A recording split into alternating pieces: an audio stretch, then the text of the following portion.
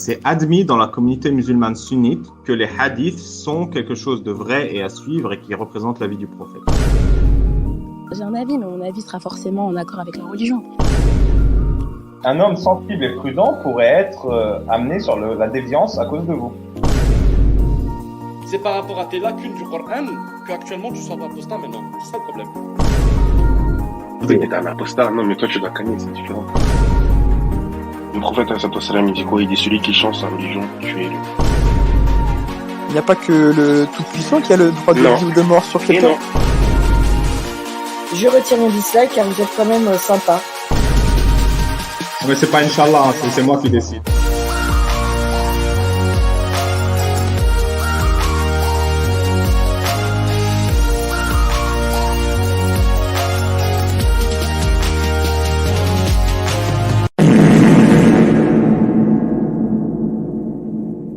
Bon les petits mecs, vous allez tout de suite cliquer sur le pouce bleu, la cloche et vous abonner à la chaîne YouTube Sagesse d'Islam et aussi au compte Twitter d'Alibaba. Là. Si vous le faites pas, je vous préviens, je cafte à Allah que vous regardez tout Space et nos vidéos en soum soum. Bande de petites hypocrites. Va. Bonsoir à tous, bonsoir Rassoul, bonsoir les amis. Bonsoir, salut à tous. Comment ça va? Ça va, hein, ça va et toi? Bah ça va, écoute. Tu sais, moi, quand on me dit t'es saoul, je dis en général non. J'ai un sens de la fête très aiguisé. Voilà. Une petite dédicace à toi qui est sous du matin au soir. En plus, je suis jamais sous, du coup, elle sert à rien cette réplique. J'aimerais rien la placer, mais je bois pas. Pourquoi pas? Peut-être faut que je me mette à boire pour que la blague elle ait un sens. Qu'est-ce que t'en penses? Sûrement. Sûrement. Alors, de quoi tu voulais te parler aujourd'hui? On fait la sourate 17, c'est ça? Bah ouais, on peut, ouais. Bah, ça Il y a va. Yanis aussi qui devrait venir, non? Je sais Ouais, pas. en attendant qu'il arrive, on va meubler un peu, tu sais. Déjà là, c'est exceptionnel ce soir. Bonsoir Vincent, bonsoir Nimpo. C'est exceptionnel parce que c'est le premier live que je diffuse en direct sur Twitter. Donc bonsoir à ceux qui nous ont rejoints sur Twitter également. Ok. Et vous allez voir, c'est sympathique chez nous. Donc la chaîne fait des épisodes de coranomancie. Donc on lit le Coran et on le commente comme aujourd'hui. Des épisodes de hadithologie. Donc on lit la tradition du prophète sunnite et on la commente. On fait des épisodes de quoi? De vidéoscopie. On écoute ce que disent les intellos islamiques du web et on commente. Et, et on fait quoi d'autre? On fait de la siralogie. On lit la biographie officielle sunnite de Mohammed et on la commente. D'ailleurs, je vous ai préparé un morceau très sympa de sira. Je pense que je vais le faire ce week-end, samedi ou dimanche, je vous dirai. On va apprendre plein de choses sur Mohammed, tous les miracles qu'il a fait à l'âge de 2 ans, 3 ans, 4 ans, etc. Et C'est la Sierra historique, la seule et vraie, c'est ça? voilà, c'est un livre historique, c'est ça qui est important. De l'étude de l'Institut des études historiques islamiques. Voilà. C'est un livre considéré comme vrai dans l'islam sunnite. Ok. Bon. Et voilà, si vous arrêtez les épisodes précédents, n'hésitez pas à les regarder sur la chaîne. Et enfin, le cinquième pilier de la chaîne que j'ai pas encore commencé, qui sera la fiqhologie. Donc, on va lire les ouvrages de jurisprudence islamique. Et on va voir, voilà, en fait, vous dites tout le temps, qu'est-ce que c'est la charia qu'il va implémenter ici? Qu'est-ce que ça implique? Eh ben, nul n'est censé ignorer la loi, donc on va lire la charia. Et puis, on va se mettre en parallèle. Est-ce qu'on préfère cette loi ou plutôt une loi que Rassoul, moi, les collègues du collectif, on propose? Et on va voir, voilà, qu'est-ce qui est le plus souhaitable. Et on va demander aux musulmans de venir défendre leurs lois et nous, on va défendre nos opinions. Oh, ça va être drôle, ça. Oh, ça va être drôle. Ah bah ça, parce que c'est difficile de remettre en cause ce qui est écrit, en fait. C'est pour ça, moi, je reprends les écrits et je les présente. Moi, j'avais peut-être 2 commentaires à faire. Un qui m'est venu à l'esprit, qui est très rigolo, c'est pourquoi les musulmans du web nous bloquent sur Twitter? En fait, je le dis souvent, mais je le répète, il faut bien que ça rentre et qu'on le transmette, ça. C'est que islamiquement, on ne réfute pas et on ne débat pas. Islamiquement, on exécute. Hein, vous lisez la sunna du prophète, sa tradition. Il n'y a jamais un tel t'a insulté le prophète, allons le réfuter. Moi, je ne sais même pas comment dire réfuter en arabe. Par contre, un tel a dit du mal de toi à Mohammed, dois-je lui couper la tête? Ça, on le voit toutes les 10 pages. un tel a dit du mal de toi, on l'a jeté dans un puits, il est mort. Un tel a dit du mal de toi, on lui a fait ci, on lui a fait ça. L'islam de Mohammed exécute, il ne débat pas. D'ailleurs, je vous mets au défi de trouver une source islamique qui dit Mohammed a débattu alors qu'il pouvait exécuter. Non, non, quand il peut exécuter, il exécute. C'était ça sa méthode. Et donc, les musulmans du web, ils nous bloquent sur Twitter parce que leur objectif, c'est d'exécuter, c'est de rester dans la tradition. Et comme ils peuvent pas, parce qu'ils peuvent plus assumer la loi d'Allah, parce que la loi des hommes est plus forte et plus grande que la loi d'Allah, ils se soumettent à la loi des hommes, mais ils cherchent quand même à exécuter. Donc, en te bloquant, on ne te voit plus, tu n'existes plus, tu n'es plus visible pour la communauté, tu as exécuté. Alors que moi, vous allez voir mon bloquedex sur Twitter, il n'y a personne, hein, j'ai bloqué personne. Parce que moi, au contraire, je souhaite que les musulmans de ce type, ces gourous islamiques, s'expriment plus et soient plus visibles. Parce que l'idéologie islamiste, l'idéologie malsaine que je combats, elle est cachée. C'est-à-dire, quand moi je vous explique c'est ça que j'entends au Moyen-Orient, vous dites non, mais c'est pas vrai. Alors que quand c'est un mec qui se représente, qui revendique la communauté musulmane, qui explique la même chose, ça devient véridique. Ça devient plus tangible. Donc c'est pour ça que moi je me bats pour que ces abrutis aient de la visibilité et de la liberté d'expression. Et c'est pour ça qu'on vidéoscope leur contenu, qu'on nomme leur chaîne. Mais eux, contrairement à nous, comme ils savent qu'on a raison et qu'on est légitime, parce qu'il y a rien que je me prononce dont j'ai honte, tu vois. Je ne sais pas toi, Rassoul, moi, j'ai pas honte de dire qu'il est absolument intolérable de tolérer le mariage d'une fillette. Tu en as honte ou pas, toi? Ah non, non, ça va, j'ai pas trop honte. Ça. On assume. Tout ce qu'on dit, on peut l'assumer très facilement. Par contre, le musulman, il ne peut pas l'assumer. Donc, il te bloque pour ne pas débattre de ça, parce qu'il ne veut pas en parler, il ne veut pas y penser. Le gourou essaie d'isoler son culte autour de lui et de leur dire « Ne réfléchissez pas par vous-même.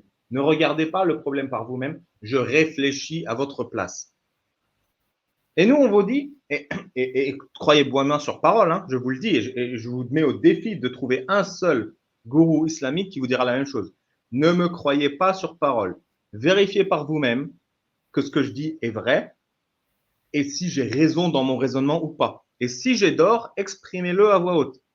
Par contre, le gourou islamique, il va leur dire non, regardez ce tafsir et ce tafsir, c'est vrai, point final, c'est absolument impossible que quoi que ce soit dans l'islam soit faux. Quelqu'un qui vous dit de ne pas penser par vous-même, mais qu'il a pensé à votre place, quel que soit le sujet, c'est un ennemi. C'est ma philosophie. Et au contraire, quelqu'un qui te dit non, non, ne me crois pas sur parole, regarde les faits, regarde les résultats, je te les mets devant toi et je t'explique le raisonnement, c'est quelqu'un d'honnête parce que la vérité est indépendante de celui qui la prononce. Quand je vous dis l'eau bout à 100 degrés dans des conditions de pression normale, c'est vrai même si vous n'êtes pas d'accord avec moi. Un mec à l'autre bout du monde, aux mêmes conditions, il va faire bouillir de l'eau et à 100 degrés, il va chauffer de l'eau et à 100 degrés, il va se rendre compte qu'elle bout. C'est indépendant, la vérité est indépendante de celui qui la prononce. La théorie du Big Bang, par exemple, qui est très intéressante, comment elle vient d'où? Elle vient du fait qu'on a mesuré dans l'espace un rayonnement micro-ondes. Voilà, la théorie du Big Bang, elle est très simple. Elle ne dit pas l'univers vient d'une explosion. Ça, c'est les musulmans qui le disent et qui le croient, et les catholiques et les religieux de manière générale. La théorie du Big Bang, elle dit l'univers était plus froid et plus chaud et plus dense hier qu'il ne l'est aujourd'hui. Et l'univers sera plus froid et moins dense demain qu'il ne l'est aujourd'hui. C'est ça la théorie du Big Bang. Et ça, ce n'est pas une opinion, c'est un fait. Théorie, ça veut dire qu'on a confronté cette opinion à des faits. Et donc, quand vous prenez un musulman et qu'il vous dit la théorie du Big Bang, c'est que l'univers vient d'explosion, effectivement, il a raison. C'est faux, parce que c'est absurde. Ça ne dit pas ça, la théorie du Big Bang. Par contre, si vous demandez aux musulmans, pouvez-vous mesurer telle et telle information sur la température et la densité de l'univers hier et demain, et qu'il prend les outils qu'on utilise et les calculs qu'on fait et qu'il mesure, il va arriver à la conclusion que cette phrase est vraie. L'univers était plus chaud hier qu'aujourd'hui. On a par exemple un rayonnement micro-ondes cosmique qui est un vestige de cette chaleur passée. Et ce rayonnement micro-ondes, vestige, il est indépendant de l'opinion de celui qui le mesure. Donc si un musulman honnête venait à mesurer ce rayonnement, il se dirait effectivement, c'est un élément de preuve que l'univers était plus chaud hier. Et il se rendrait compte que ça n'a rien à voir avec une explosion et que ça n'a rien à voir avec un boom, l'univers apparaît. C'est ça l'honnêteté, c'est de chercher un élément qui est indépendant de celui qui le prononce. Voilà, c'était un peu pour meubler en attendant que Yanis arrive. Qu'est-ce que tu en penses, Rassoul? Oui, non, c'est ça, c'est que chaque élément qui est énoncé à la fois par toi, par le collectif, c'est des choses qui sont prouvables. On a les références, on a les ouvrages. Ce qu'on dit, on ne peut pas nous contredire. Et c'est pourquoi on est bloqué. Alex Islam ne me connaît pas, ne connaît pas la page de Rasoul et il m'a bloqué. C'est incroyable, c'est extraordinaire. Bah, Alex Islam, c'est l'archétype même hein, du gourou qui cherche une communauté. Parce que il aime se définir dans son combat contre la chrétienté qu'il a quitté. Et surtout, il refuse de parler à quiconque a quitté l'islam. Sa philosophie, ce n'est pas quiconque critique l'islam, puisqu'il parle à des gens qui ne sont pas ex-musulmans, comme Maestro. Non, quiconque a quitté l'islam, comme dans l'islam, il faut l'avoir exécuté, il l'exécute dans sa tête en le faisant disparaître de son réseau. C'est une méthode très, très classique, hein, y a pas de problème. Et il cherche à éviter que sa communauté nous entende, ait de l'empathie avec nous et prenne exemple sur nous. Oui, c'est ça. Et quand on débat avec lui et qu'il perd, entre guillemets, hein, qu'il perd le débat, et ben, il envoie des messages en demandant que le débat ne soit pas publié. Et si on le publie quand même, il fait des menaces. Donc bon, voilà.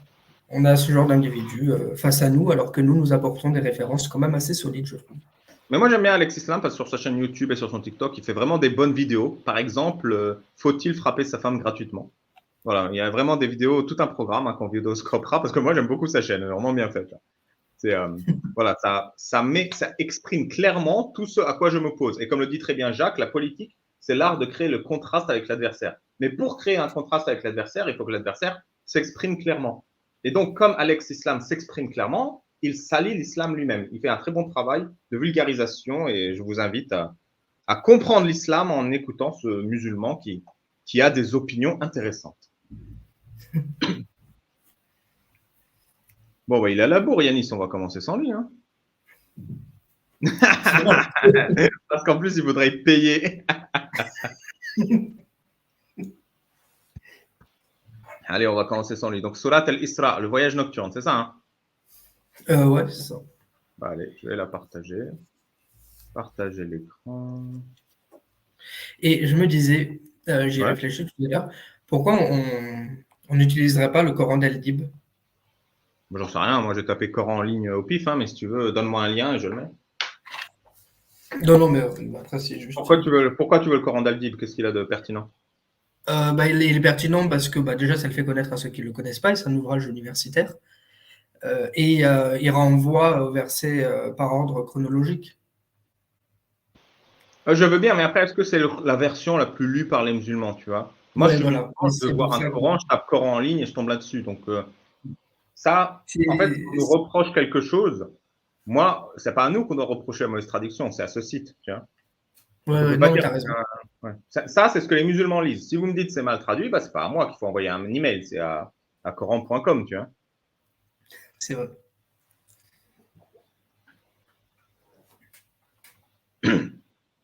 Ok, bah c'est parti. Alors, si tu veux, je te laisse lire hein, les deux premiers. C'est toujours moi qui commence. Ouais, non, vas-y, hein, je te laisse lire. Hein. Ah, t'es un gros flemmard, en fait, j'ai compris.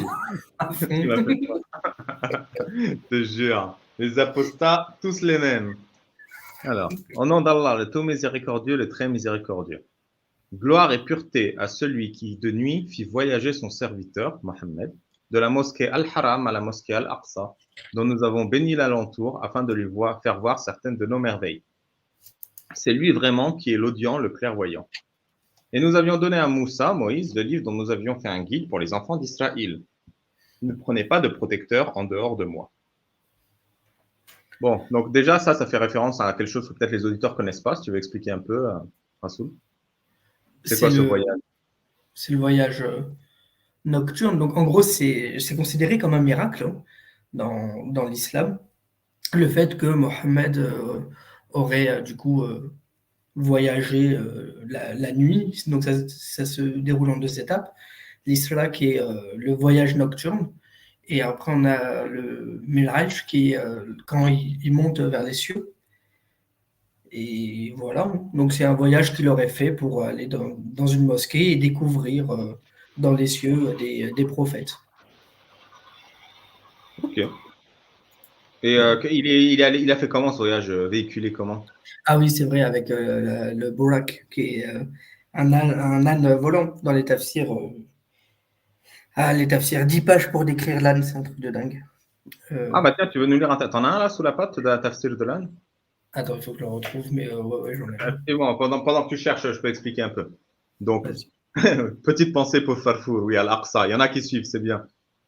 Pour ceux qui ne comprennent pas la référence, il faut aller voir la vidéo qui a martyrisé Farfour. Donc, Mohamed, il est monté sur un âne à visage humain et avec des ailes.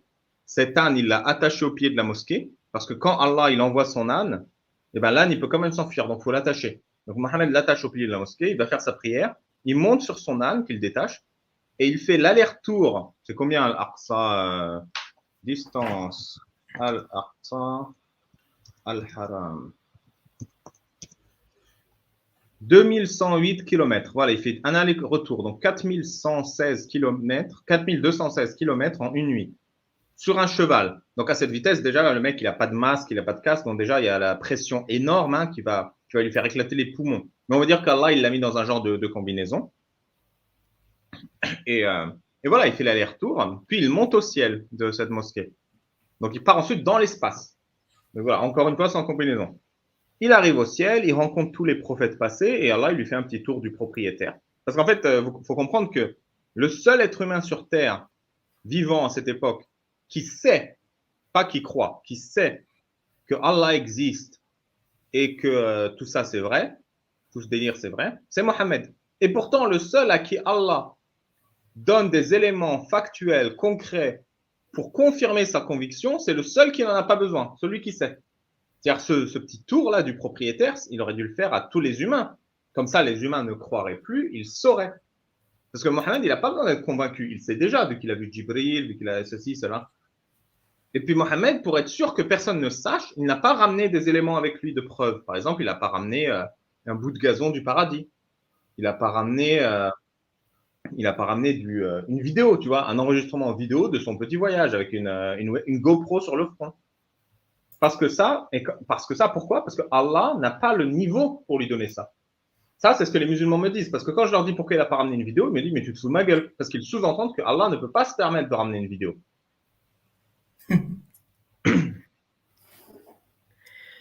Oui, c'est vrai, il n'y a aucune preuve dans la tradition islamique.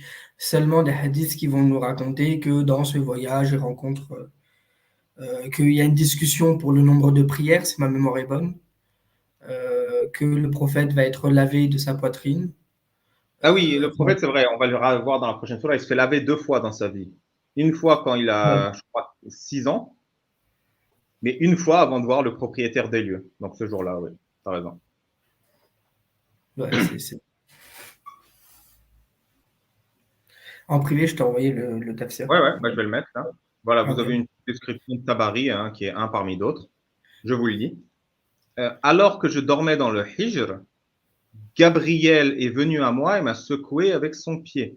Et je me suis assis, mais n'ai rien vu. Alors, je suis retourné me coucher. Donc voilà, il y a l'ange qui fait 300 km de haut, qui lui met un coup de pied. Le mec, il s'arrive avec et il est reparti dormir. Genre, il est serein. Hein. Genre, Gabriel, il est venu pour rien. Il est revenu une seconde fois et m'a secoué avec son pied. Et je me suis assis, mais je n'ai toujours rien vu. Non, mais c'est pas parce que tu vois rien. Le mec, il est venu. Il y a bien une raison. C'est le messager du créateur de l'univers. Alors, je suis retourné me coucher. Vraiment, pour vous dire, Mohammed, il n'en a rien à battre de sa mission. Hein. Il s'en fout. C'est écrit noir sur blanc, là, par Tabari. Mohammed s'en fout. Gabriel lui fait perdre son temps et l'empêche de dormir. Il m'a secoué une 3e fois et je me suis assis, puis il a pris mon bras et je me suis levé avec lui. Il m'a emmené à la porte de la mosquée et là, il y avait une monture blanche entre un âne et une mule avec 2 ailes sur ses cuisses qu'elle utilisait pour propulser ses pattes, posant ses mains là où posait son regard. Ah, elle avait des mains en plus, pas des pattes. Ah, machallah. C'est vraiment un truc d'horreur, là. On dirait une chimère dans Full Metal Alchemist. Je sais pas si tu as vu. C'est vraiment ce truc horrible, là, mi-humain, mi-animal, erreur expérimentale. Donc là, on a un cheval avec un visage humain et des mains et des ailes qui ressemble à un âne et une mule et qui vole à 1000 km à la seconde, là. Ouais, c'est chaud, hein. Ah ouais, c'est... Docteur Who. Mais même la mythologie grecque n'a pas osé faire un truc aussi ridicule. Ah bah là, j'avoue. Voilà, c'est un parmi d'autres. Hein. Si tu en as d'autres, je les mettrai. Non, d'aussi précis comme ça, les autres, j'aurais pas.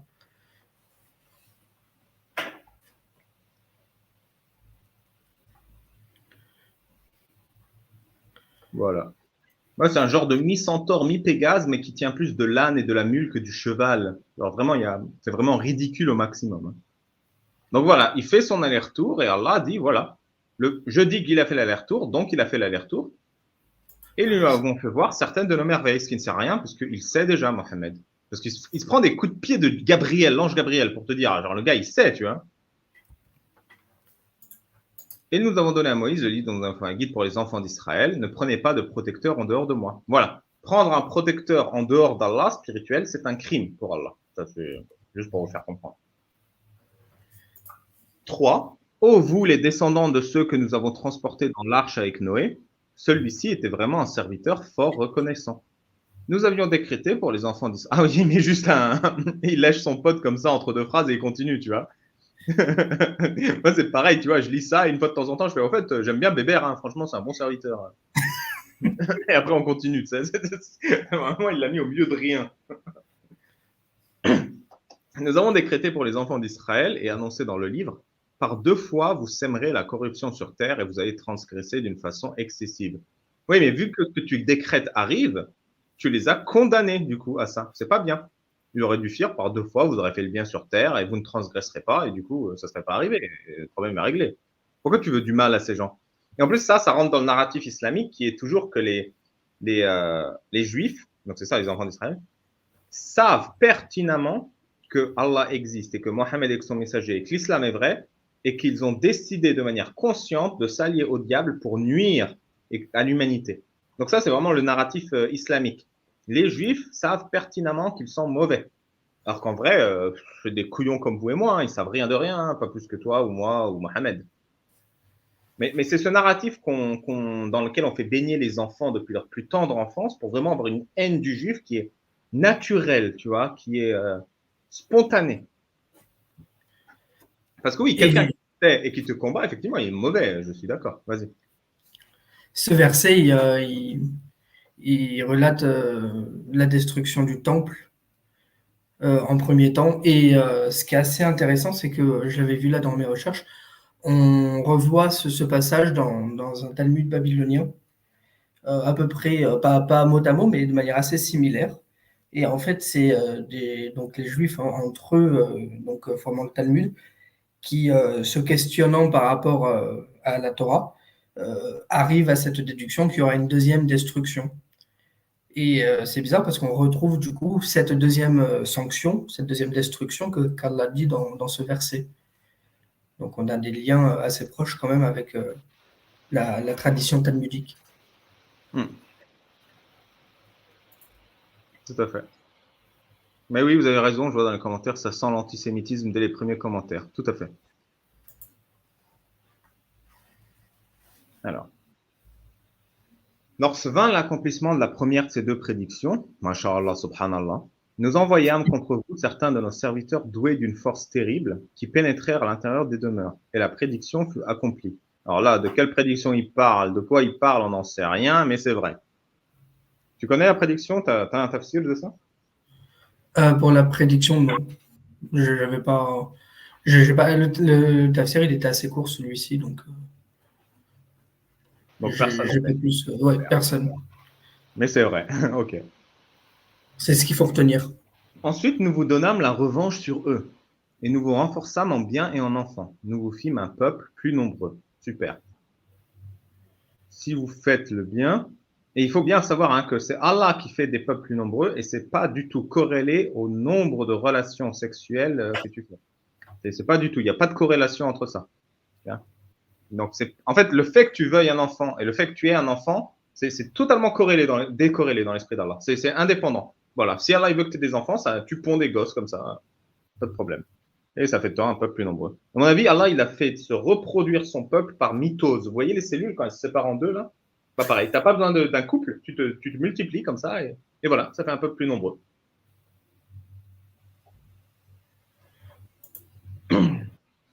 Alors, Yanis, il est là. Akhiran Yanis. Ami Yanis, t'es là. Bonsoir. Comment ça va, Désolé. Yanis? On Ça parlait va, de toi, ça va. justement. Désolé pour le retard. C'est pas grave, t'es arrivé à l'heure arabe, donc t'es à l'heure. C'est ça. C'est quelle sourate, là, s'il vous plaît? La 17. On est à la 17, Al-Isra. Et c'est le verset 5. On vient de commencer. On a bumblé un peu en t'attendant. On parlait. Ah, ok, c'est gentil. Ah, ben, il y a un tafsir pour le 5 que tu pourrais mettre. Je vais le mettre là. Où les exégètes n'arrivent pas à définir qui a fait quoi. J'ai rigolé en le faisant.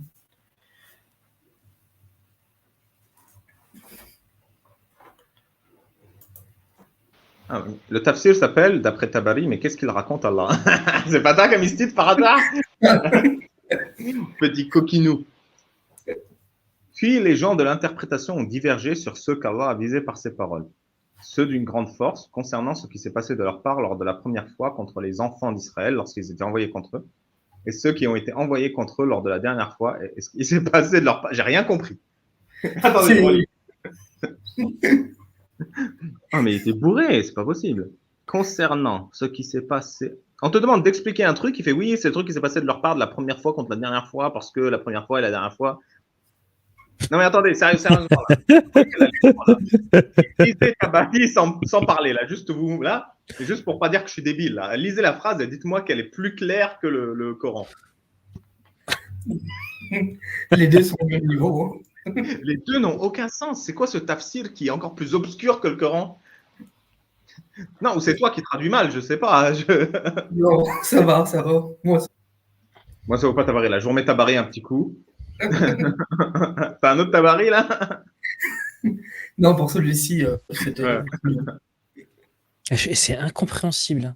Ouais, Puis qu'on va la dernière, ce fut pour qu'il s'afflige au visage et entre dans la mosquée comme ils y entraient la première fois. Ça veut rien dire. Non, mais c'est très intéressant. Ouais, ça veut rien dire, mais je trouvais que ça sonnait bien. C'est ça. C'est le roi Lot dans Camelot. Incompréhensible. C'est trop. C'est trop. Mais tu vois, tu comprends qu'en fait, tu as des mecs qui se disent qu'en fait, le Coran, c'était pas la langue originelle, quoi. Parce que c'est tellement n'importe quoi, il y a des versets, c'est tellement absurde. Les mecs qui se disent, il y a des traductions ratées, quoi. Ah bah moi, attendez, j'ai ça. Je me comprends. Ah bah je sais pas comment vous faites. Ma parole, des engins comme vous, ça va être fourni avec une notice, hein. Un tafsir comme vous, ça devrait être fourni avec un tafsir. J'ai pas l'impression d'avoir le Dieu qui parle à ses humains, quoi. On dirait un chef de gang qui parle à un autre chef de gang, en fait, plutôt. Tu vois, deux mafias qui s'affrontent et qui dit, bah si, voilà, on fait l'armistice, mais si vous recommencez, on recommence aussi les dégâts, quoi. Enfin, c'est très bizarre. Mais il n'y a pas que toi qui trouve ça bizarre. Là, j'ai mis un tafsir. On a les commentateurs qui ne savent pas quel mot utiliser pour le lit des prisonniers dans ce verset.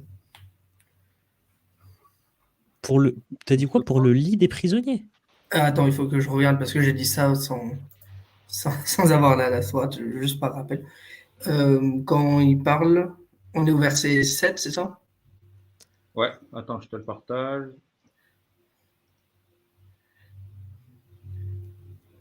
Voilà, si tu veux le lire. Attends, ouais, voilà, c'est ça. Du coup, dans ce... Ah oui, non, on est au 8, on n'est pas au 7, pardon. Voilà, c'est ça. Et nous avons enseigné l'enfer comme camp de détention aux infidèles. C'est bon, je suis.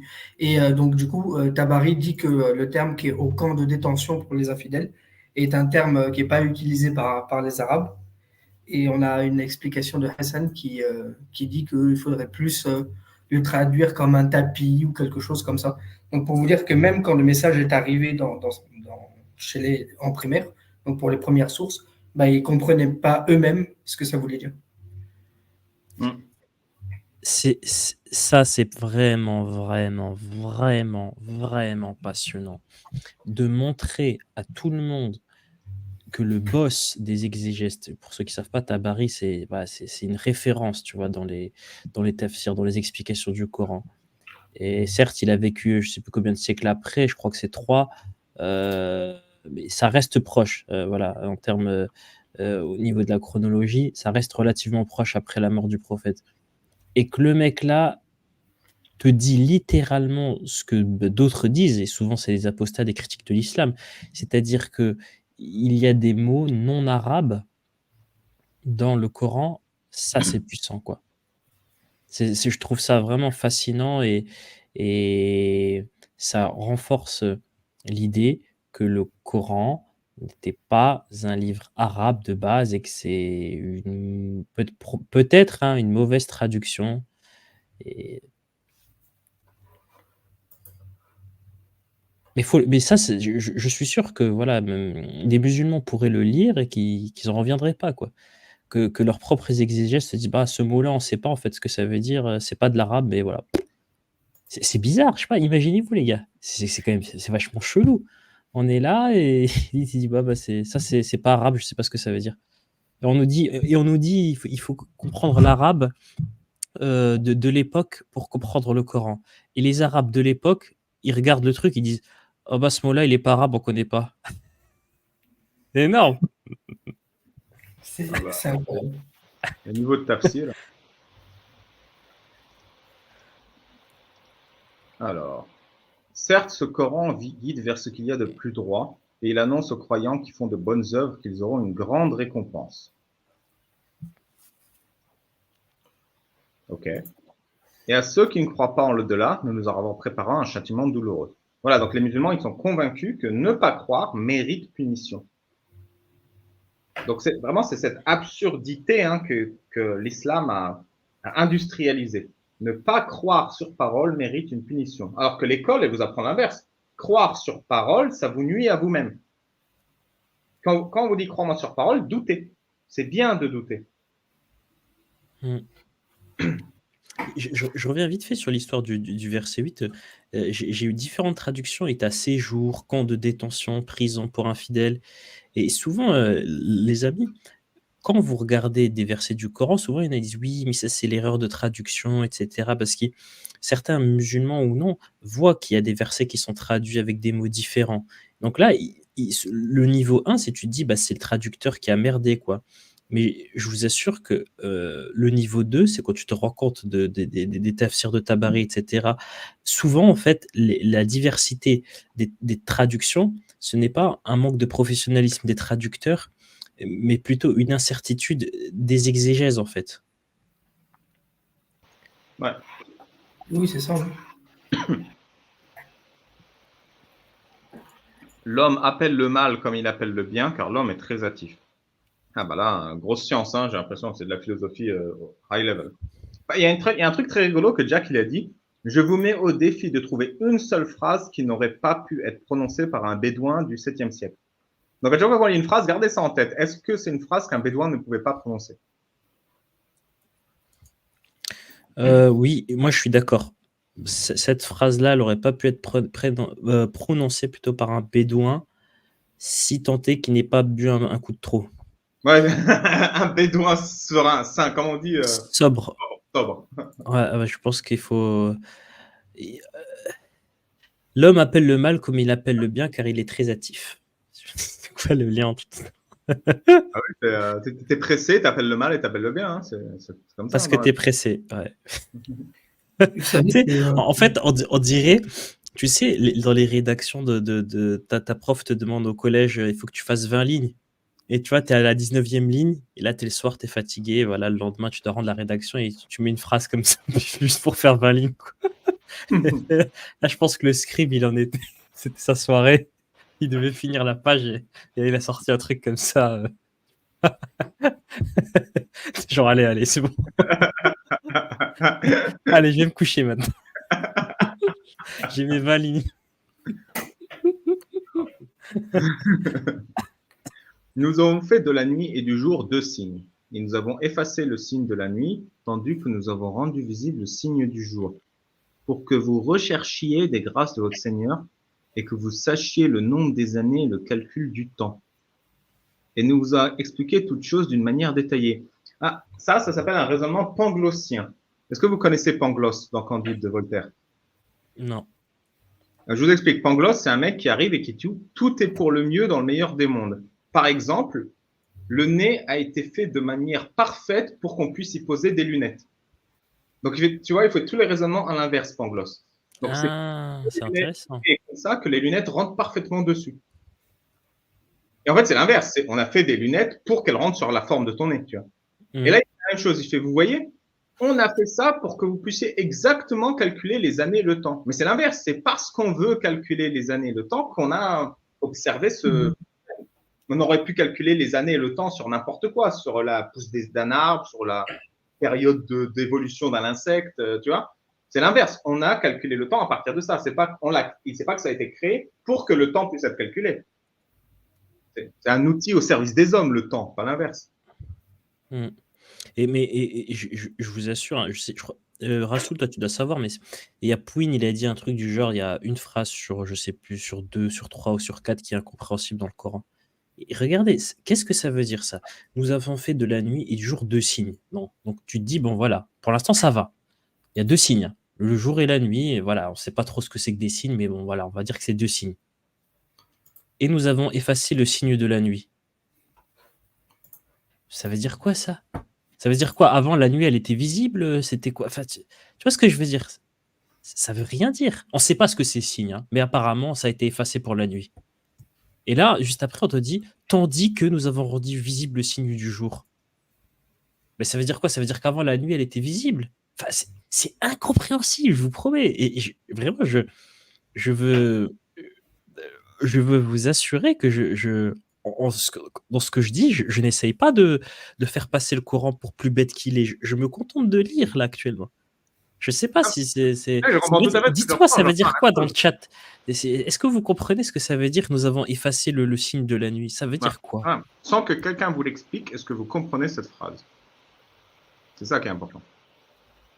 Et voilà, avec honnêteté, c'est-à-dire nous, on sait, on tape sur le Coran, mais là, je comprends tout à fait ce que tu ressens, Yanis. Même sans vouloir taper, je ne comprends pas cette phrase. Je ne peux pas la critiquer, j'arrive pas à la comprendre. Tu vois, la phrase, par exemple, une phrase claire, c'est on arrose un arbre, il pousse. Bon, c'est une phrase claire, on peut la critiquer. Là, elle n'est pas claire, c'est de quoi on parle.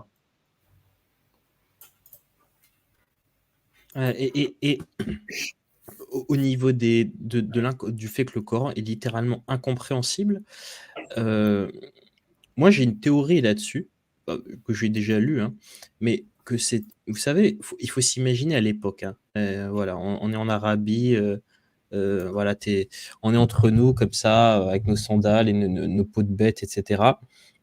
Et donc il y a un mec qui se présente et qui te dit, voilà, ce livre, il vient de Dieu.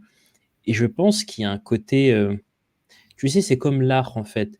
Le fait peut-être, hein, c'est vraiment une hypothèse personnelle, que le Coran est incompréhensible volontairement pour se donner un côté prophétique, un peu artistique, tu vois. C'est un peu comme un côté art absurde, tu vois. Tu te dis, non, mais c'est tellement incroyable que voilà, tu peux pas comprendre, quoi. Et que la personne qui l'a écrit, elle a volontairement... pour se donner un style prophétique et écrit des sortes de semi-devinettes, tu sais, un peu comme à l'image un peu d'un Jésus qui parle dans le Nouveau Testament, tu vois. Ses potes, ils lui posent une question, il répond par une autre question, par une image, etc. Mais dans le Coran, c'est encore... à la rigueur, dans le Nouveau Testament, tu vois, il y a des trucs un petit peu poétiques, tu vois. Tu comprends le sens, tu vois, des figures de style. Mais là, dans le Coran, tu vois, je pense que c'était vraiment un peu le dernier de la classe qui voulait se donner un genre, tu vois, un genre un peu abstrait, tu vois, d'artiste incompris et qui dit un peu n'importe quoi, tu vois, genre l'eau, la pluie, le cygne qui pleure sur la mer, les mécréants iront en enfer, tu vois. Je me pose la question, est-ce que peut-être l'auteur du Coran n'avait pas envie justement de donner un côté incompréhensible à son livre pour lui donner un côté transcendantal et divin et impressionné. Ali Babel, j'ai mis dans le chat là une image, j'aimerais que tu la mettes s'il te plaît, pour répondre à ce que dit Yanis Aposta. En fait, on pourrait dire ça, mais non, pas celle-ci. Celle-ci a été passée, c'est l'autre, la nouvelle, là, que je mise. C'est pas si incompréhensible que ça pour un texte pour un peuple qui connaît le texte. si le peuple connaît en amont ce que le texte original, en fait, le Coran ne serait qu'un rappel.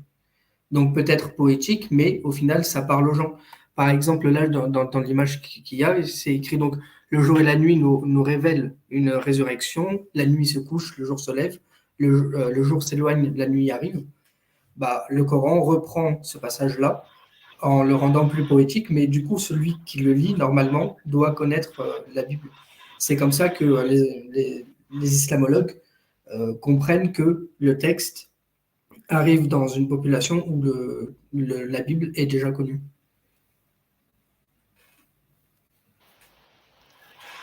Ouais, ça fait écho, mais je suis désolé, mais ça reste nimp, tu vois. Je veux dire, je sais pas, tu vois, c'est l'histoire du signe qui s'efface. Je sais pas, pour moi, ça reste incompréhensible. Et même là, hein, d'ailleurs, révèle le jour et la nuit nous révèlent une résurrection. Bon, qu'est-ce que ça veut dire, ça aussi? Bah, c'est une nouvelle journée. Oui, mais c'est pas une résurrection, je veux dire, c'est l'absence de lumière, point final. Hein. Il n'y a Oui, rien oui, qui oui. naît ou qui meurt, il n'y a rien Ah, de. c'est une nouvelle journée. Ah, genre là, j'ai même pas fait le lien, tu vois. Ah, du coup, là, ouais, genre le lendemain, c'est une résurrection. Ah, bref, voilà, même le texte d'origine, c'est incompréhensible. Je suis désolé, voilà, ça, alors alors effectivement, s'ils sont partis d'un texte, en fait, au contraire, ça renforce ce que tu me montres là. Parce que regarde, c'est exactement ce que j'ai dit. Regarde, et tout à l'heure, j'ai dit, bah voilà, à l'image d'un Jésus qui donne des paraboles parfois, qui répond à des questions par d'autres questions cheloues ou des images cheloues, et ben là, toi, tu nous montres hypothétiquement un texte qui se serait inspiré, ce passage qui pourrait être inspiré d'un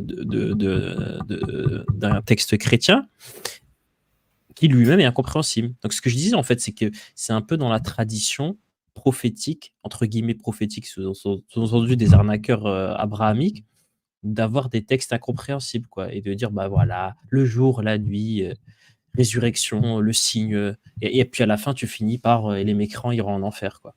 Pour se donner un style, en fait. C'est comme un style de littérature, tu vois. Tu as les romans, tu as les trucs, et il y a un style de littérature à part, c'est la religion abrahamique, et puis bah, là, c'est dans les conditions, il faut un peu raconter n'importe quoi, il faut dire, il faut être mystérieux, il faut, voilà. Parce que le côté imaginez-vous hein, que tous les versets du Coran, sincèrement, et vraiment là, je vous invite à méditer là-dessus. Imaginez-vous, le Coran, ce serait écrit comme ça. Les gens en fait qui font du mal, ils iront en enfer parce qu'Allah il va les juger. Et c'est hyper détaillé comme ça et comme un mec qui te parle, tu vois, de manière très très claire, un Coran très clair. Si tu fais ça, en fait, tu iras en enfer, à moins qu'Allah juge que. Et en fait, Allah il va peser hyper détaillé et je vous assure que ça perd un côté. Tu vas perdre des fidèles en fait parce que c'est trop clair et ça paraîtra trop basique, trop humain en fait. Et le fait d'être incompréhensible, ça donne un côté divin. Parce que si le Coran, il était clair comme il le clame lui-même, eh ben, il paraîtrait trop humain, en fait. Ça se verrait trop. Alors que là, tu vois, et du coup, tu as des mecs, justement, hein, j'en ai fait partie, et même allez sur les Discords coranistes ou non, tu as des gens, d'ailleurs, ça s'appelle, comment ça s'appelle comment on dit méditer le Coran, tabatarou, je sais pas quoi, enfin, il y a un terme, comment on dit méditer le Coran? Il y a un terme. Tabatour, un truc comme ça. Je sais C'est quoi plus. le terme? Et en fait, c'est-à-dire qu'en fait, ce sont des gens qui lisent un verset incompréhensible et qui le regardent comme une œuvre d'art abstraite et qui regardent et disent qu'est-ce qu'il a voulu dire par là? Peut-être, je vais méditer, je vais m'asseoir et je vais penser à ces mots, tu vois, le signe de la nuit qu'il efface et voilà, avec un côté un petit peu pour essayer d'avoir de la transcendance. Et voilà, je pense que cette incompréhension qu'on a, elle était nécessaire pour se donner un style et faire penser et que des gens pensent et méditent là-dessus. Et je vous assure, allez voir, tapez méditer le Coran, vous allez trouver des vidéos d'Ousmane Timera.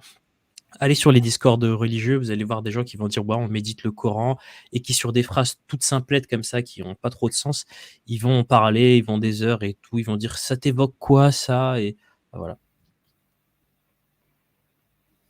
Yes. La suite. Et au cou de chaque homme, nous avons attaché son œuvre. et au jour de la résurrection, nous lui sortirons un écrit qu'il trouvera déroulé. Lis ton écrit. Aujourd'hui, tu te suffis de ton propre comptable. Ça n'a aucun sens puisque ça a été écrit avant que je le fasse, d'après Allah. Là, il y en a encore un. Soit c'est écrit avant que je le fasse, soit je l'écris au fur et à mesure et du coup, c'est là, c'est nouveau. Quiconque prend le droit chemin. Mais en fait, en plus, ça, c'est absurde parce que, honnêtement, moi, je lis mon écrit, j'ai rien à me reprocher. Hein. C'est malsain. En fait, Allah, il dit, voilà, regarde, je te reproche de ne pas avoir cru en moi sur parole. Mais c'est pas un reproche, c'est normal, c'est humain de ne pas croire sur parole. Au contraire, faut pas criminaliser de ne pas croire sur parole. Mais j'ai rien fait, moi. J'ai pas zobifié des petites filles de 6 ans, j'ai pas eu des esclaves sexuels, j'ai pas coupé des coups, tu vois, j'ai rien fait d'islamique. Mais du coup, ce propos, il n'est pas pour faire peur aux mécréants, il est pour faire peur aux croyants. C'est toujours pour renforcer l'appartenance à la secte. Ouais, c'est vrai que tu sais, la croyance, c'est un truc. Le fait de ne croire ou ne pas croire, ça fait appel à la raison. Tu dis, bah, est-ce que tu crois que. Je sais pas, je vais dire un truc un petit peu à débat, je sais pas moi, est-ce que voilà, pour les complotistes, il y a des climato-sceptiques, tu vois. Oui, je crois pas parce que telle raison, les courbes de chauffe ou voilà, la Terre a déjà chauffé un temps, un truc comme ça. Voilà, un exemple. Voilà, tu vas analyser les faits, et puis, mais c'est indépendant de ta morale, quoi. Que tu sois bon ou pas, ou méchant ou pas, bah c'est. Et, et là, en fait, le Coran, il associe la croyance au bien ou au mal. Il te dit, bah, pourquoi t'as pas cru? Bah, tu dis, bah, il n'y avait pas de preuve. Qu'est-ce que tu veux que bah, t'es méchant. Bah non, je suis pas méchant, j'avais juste pas de preuve. Tu m'as rien ramené. Ta preuve, c'est un livre incompréhensible, un peu poétique, quoi, avec des rimes de basse qualité, quoi. Il n'y a même pas d'alexandrin, il n'y a rien.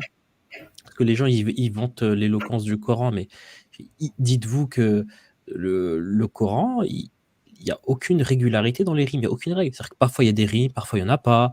La taille des versets, par exemple, en français, les alexandrins, c'est 12 syllabes. Et ben, le Coran, il n'y a rien, en fait. Il y a pas de syllabes précises, en fait. Tout ça pour vous dire que même en termes poétiques, c'est d'un bas niveau, en fait. De temps en temps, tu mets des rimes, de temps en temps, tu n'en mets pas. Autant dans la forme que dans le fond. Bah, dans le fond, là, on analyse, mais même dans la forme, hein, c'est pas impressionnant. Après, ça, c'est un jugement subjectif. Nous, on trouve pas ça Ah non, impressionnant. non, c'est vrai que l'art, c'est un jugement subjectif, mais le fait qu'il n'y ait pas, que parfois il y ait des rimes, parfois il n'y en ait pas, que comment dire, que dans des styles de poésie, on t'impose un nombre de syllabes précis, et que dans le Coran, ce n'est pas le cas. Je dis juste que c'est plus facile à écrire. Là, pour le coup, c'est même pas un jugement de goût. Je dis juste que bah, si tu voulais reproduire un taf comme le Coran, ça serait plus simple que de faire un exercice que j'ai fait au collège, c'est-à-dire de devoir faire un alexandrin et de respecter 12 syllabes. Ouais, peut-être. Quiconque prend le droit chemin ne le prend que pour lui-même. Et quiconque s'égare ne s'égare qu'à son propre détriment. Encore une fois, l'eau ça mouille et le feu ça brûle. Et nul ne portera le fardeau d'autrui. Ah, classique celui-là, hein. Un classique. Dédicace Majidou Kasha Habibi. Tu es le meilleur. C'est ça. Et nous n'avons jamais puni un peuple avant de lui avoir envoyé un messager. Bah, du coup, envoie-nous un messager avant de nous punir. Est-ce que tu peux expliquer quand même, parce que je suis pas sûr, tout le monde n'est pas forcément au courant de cette référence à Majidou Kasha. Est-ce que tu peux expliquer rapidement? En fait, Majidou Kasha, il dit « Nul ne portera le fardeau d'autrui ». Et dans un autre morceau du Coran, il dit, Allah dit « Ceux-là porteront le fardeau ainsi que le fardeau de ceux qu'ils ont égarés ». Et du coup, Majidou Kasha, il dit c'est une contradiction. Et les musulmans, ils disent non, c'est pas une contradiction parce que tu as induit quelqu'un en erreur. Donc, pour incitation au crime, tu es puni. Mais c'est pas ça la question. Allah, il aurait dit dire nul ne portera le fardeau d'autrui et ils porteront un fardeau pour incitation. Parce que là, Allah, il dit ils porteront une partie du fardeau d'autrui, c'est-à-dire ils porteront une partie du fardeau d'autrui. C'est ça. Ils porteront un fardeau supplémentaire pour avoir incité autrui. C'est ça. Et on avait même analysé le terme arabe. C'est-à-dire que là, il y a fardeau, vous allez dire, ok, c'est une traduction, mais dites-vous que c'est le même terme qui est utilisé dans un autre verset. Il te dit ils porteront les leurs et ceux d'autrui, parce qu'ils les ont crus. Donc en fait, c'est littéralement une contradiction pure et simple. Tout à fait. Après, l'erreur est humaine, non? Ouais. Ah bah, spoiler, attention. Mais justement, les musulmans qui répondent à cette contradiction, ils n'y répondent pas, moi, de ce que j'ai vu. Tout ce qu'ils font, c'est expliquer pourquoi, oui, en fait, tu l'as incité à faire le mal, alors c'est normal que tu aies une responsabilité. Ok, nous, c'était gentil, on a compris ça. Mais ce qu'on te reproche, c'est qu'il y a un verset, on te dit, il porte que son fardeau, et un autre, il dit son fardeau plus celui d'autrui. Voilà, donc ton fardeau plus celui d'autrui, c'est égal à ton fardeau. C'est ça que ça dit, le Coran. Et quand nous voulons détruire une cité, nous ordonnons à ces gens opulents d'obéir à nos prescriptions. Bah, jusqu'à preuve du contraire, tu m'as jamais prévenu et pourtant, j'ai tellement de pognon, je pourrais gagner un procès pour pédocriminalité. Non, je déconne, c'était pour la blague, mais moi, j'ai jamais reçu d'ordre d'Allah ou rien. Hein. Mais d'ailleurs, dans la catégorie opulent, à mon avis, du point de vue opulent du 7e siècle, toute la France est opulente. Hein. Genre, il n'y a personne qui a besoin de chercher pour trouver de l'eau, de manière générale. Ah mais attends, mec, c'est incroyable, il est incroyable ce verset. Donc, et quand nous voulons détruire une cité, nous ordonnons à ces gens opulents. Pourquoi Allah va s'adresser aux gens riches? Je sais pas, c'est un filtre Mais par la richesse. En fait, je me dis, le Coran il est tellement absurde que même toi, Ali Baba, t'as même pas relevé cette absurdité. Ça n'a aucun sens, tu vois. Et on va détruire une cité, et on s'adresse aux riches. Et encore une fois, là je lis ça, mais il manque des mots. Et que le traducteur rajoute, et ces mots, quand c'est marqué entre parenthèses, c'est que même en arabe, ils sont pas là. Sinon, ils les auraient mis. D'obéir à nos prescriptions. En fait, du coup, ça n'a aucun sens parce que nous ordonnons aux gens opulents d'obéir, mais ils se livrent à la perdicité. Comme les gens opulents ont désobéi et se sont livrés à la perdicité, nous détruisons toute la cité, incluant les gens non opulents. C'est-à-dire ils sont responsables des gens non opulents. C'est ça. En fait, ouais. Allah, il s'en fout des pauvres, en fait. C'est tout ce qu'il est. En fait, lui, il arrive, tu vois, lui, ce qui l'intéresse, c'est le G20, quoi. Et du coup, il envoie le Coran juste au G20. Et si les mecs du G20 ils refusent et préfèrent boire de l'alcool, eh ben, il détruit tout le reste, en fait. Toi, t'es là, t'es chez toi. Eh ben, toi, t'es t'es les gilets. Allah, il aurait pas été pour les gilets jaunes, du coup. Oui, il n'a pas mis en parenthèse et je préviendrai les gilets jaunes car ils ne sont pas responsables. Non, les gilets jaunes détruit tout le monde. Le fardeau d'autrui. Ah ouais, Alors là, il y a deux phrases. Nul ne porte le fardeau d'autrui et juste après, on détruit la cité par le fardeau des gens opulents. Ouais. Ah, il y a Atarax qui veut monter. Si tu peux le faire monter, il est bien. Ouais, Atarax, je l'aime pas, moi. J'arrive à Atarax, attends. Et voilà, monte Atarax. Yanis, il a dit que les mecs capables, donc tu as intérêt à montrer ta compétence, sinon je te viens. D'ailleurs, vu que c'est que les mecs capables, je m'en vais. Je sais pas, il a peut-être envie de réagir sur l'histoire d'Allah qui s'adresse qu'aux riches. Ouais, voilà. Je pense ouais, d'ailleurs, il y avait une phrase assez rigolote, c'est quand la punition pour avoir transgressé la règle est monétaire, c'est une punition qui ne s'applique qu'aux pauvres. Je pensais à ça. Mariam, en attendant, t'as envoyé ton CV là à mon email pour postuler en tant que modératrice? Moi, j'attends. Hein. Les candidatures sont ouvertes. Allez, à Tarax, là, je t'ai mis le lien. T'es en vacances ou quoi? Bon, pendant qu'on attend Tarax, je vais mettre un name. J'ai quoi là qu'on n'a jamais mis? Ah, bah, il est là. Bah, tiens, pendant qu'Atarax se prépare et il démute son micro, Yanis, regarde, je te montre une vidéo de Djibril qui étrangle Mohamed quand il donne la révélation. Choke on your lies! Voilà. C'est énorme, c'est trop bien trouvé. C'est magnifique. Franchement, c'est. Oui, pour ceux qui ne savent pas, c'est pas moi qui invente. Hein. C'est écrit dans les tafsirs et la biographie de Mohamed que la première fois que Mohamed voit Gabriel l'étrangle pour lui dire non, mais écoute-moi. Et lui tord même le bras. Donc il fait une clé de bras et l'étrangle. Bah là, qu'est-ce qu'on vient de voir là? Juste avant que tu arrives, on a vu le tafsir du 5 pour la montée sur le Boura. Où Mohamed, il dit Djibril, il arrive, il m'a mis un coup de pied, ça m'a réveillé, mais j'ai rien vu, je suis allé à me recoucher. Djibril est revenu, il m'a remis un coup de pied, j'ai rien vu, je me suis recouché. Et la troisième fois, il m'a dit viens avec moi, monte sur cette âne, tu vas aller voir le patron. Genre 3 fois, Djibril, il le réveille. C'est écrit dans le tafsir. Hein. Non, vraiment, il n'en a rien à battre, Mohamed, de sa mission. Enfin, il est tellement bien, je vous le remets pour ceux qui l'ont raté. Attends, c'est le premier que t'as envoyé, c'est ça, Rassoul? Ah voilà, regardez-moi ça, regardez-moi ça. Surat 17, verset 1, Tabari. Hein. Je dormais dans le Hijr, Gabriel est revenu à moi et m'a secoué avec son pied. Je me suis assis, je n'ai rien vu, je suis retourné me coucher. Vraiment, déjà, Gabriel, il vient, le mec, il dit, il va te faire foutre, il se couche. Il est On revenu. dirait un sketch. Mais oui, il est revenu une seconde fois, m'a ressecoué avec son pied. Tu sais, aucun respect, hein, il met son pied sur le prophète. C'est pas genre, il lui met sur la main sur l'épaule, Mohamed Goum, Mohamed. Tu sais, un truc important. Non, c'est vraiment, bouge ton cul, là. Il tape avec son pied, il prend même pas la peine de se pencher. Je me suis assis, j'ai toujours rien vu, je suis retourné me coucher. Donc, tu as le messager d'Allah qui te secoue 2 fois et toi, tu es là, non, mais je disais, bon, laisse dormir. Il est venu une 3e fois, m'a secoué avec son pied, je me suis assis, puis il a pris mon bras et je me suis levé avec lui. Genre vraiment, il traîne les pieds. Hein. Genre, non, mais allez, viens là. Ouais, c'est un ado fatigué, tu vois, qui a la flemme d'aller à l'école. Mais c'est ça. Il m'a emmené à la porte de la mosquée. Il y avait une monture blanche entre un âne et une mule, 2 ailes sur ses cuisses, et posait ses mains là où posait son regard. Et ça, c'est le Buraq. Mais vraiment, c'est le tafsir le plus ridicule au monde. C'est ridicule. Ouais, et c'est pour ça qu'ils le traduisent pas en fait. Parce que ce tafsir, c'est un tafsir de référence parmi les musulmans, mais pourtant il est pas traduit ni en anglais ni en français. Tout simplement parce qu'ils en ont honte de son contenu. Pour des raisons morales, mais aussi pour des raisons comme de côté absurde et même humoristique en fait.